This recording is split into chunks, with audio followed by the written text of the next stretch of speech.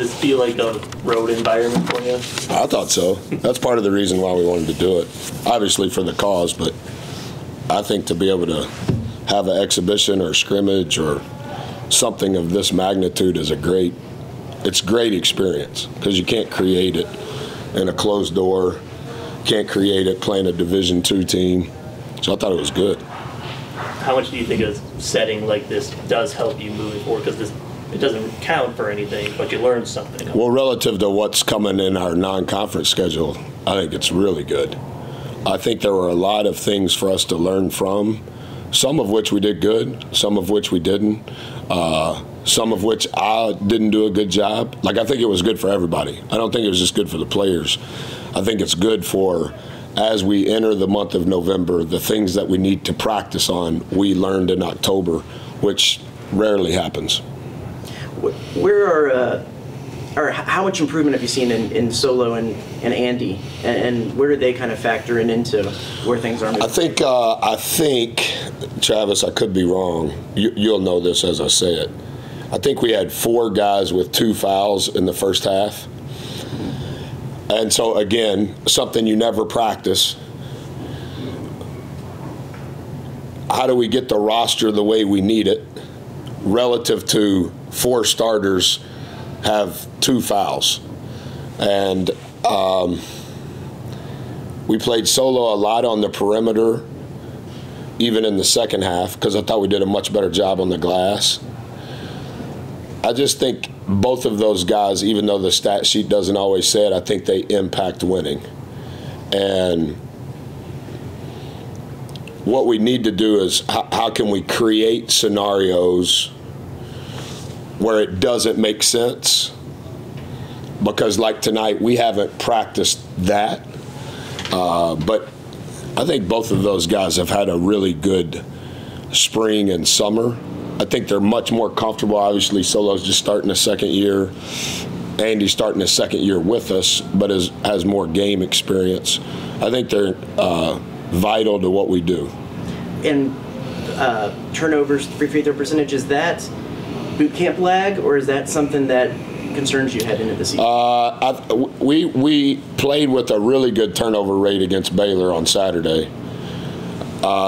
Too many turnovers tonight, but what hurt us was so many of those turnovers are live ball, which led to them scoring in transition. They did score some points in transition in the first half that weren't off live ball turnovers, which we need to stop. And I also think a portion of some of those live ball turnovers came from, again, the grouping of players we're playing with haven't had a lot of reps together. And so I'm not concerned about free throw percentage. We shot the same number of free throws actually against Baylor. So I like that we're still getting fouled. I thought we did a great job on the offensive glass, particularly in the second half. And we were playing big, which is a part of it. But now, how are you going to score other than on the offensive glass if you're playing big?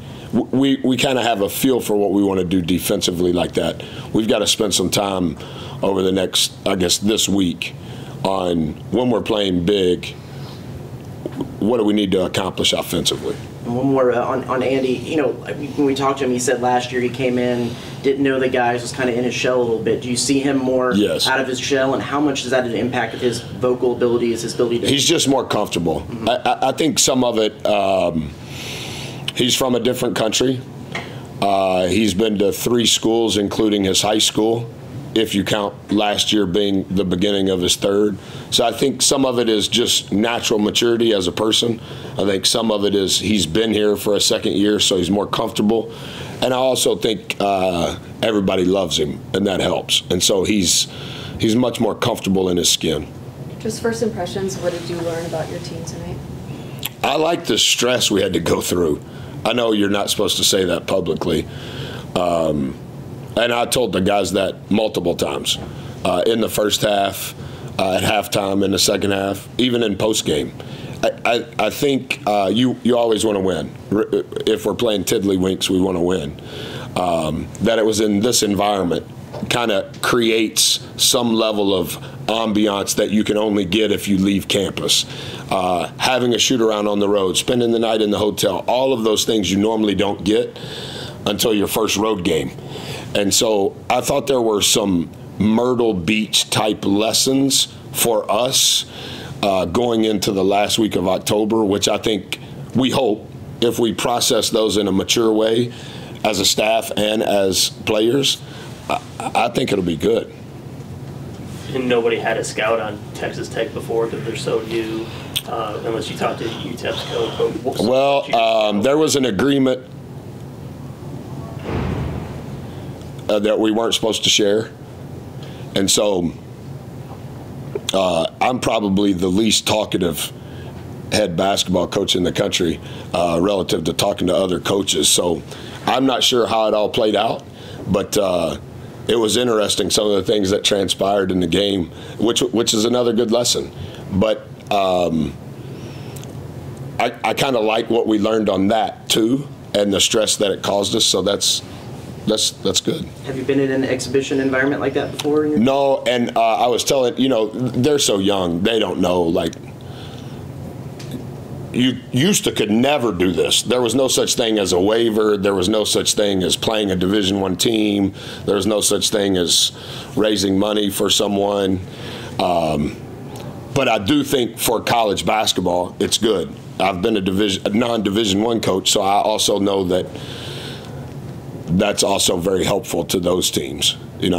Johnny Estelle from Kingsville, who's an assistant at North Texas now, that was, obviously I used to be there too, but that was a boon for their program to be able to play at Texas A&M and receive a small guarantee.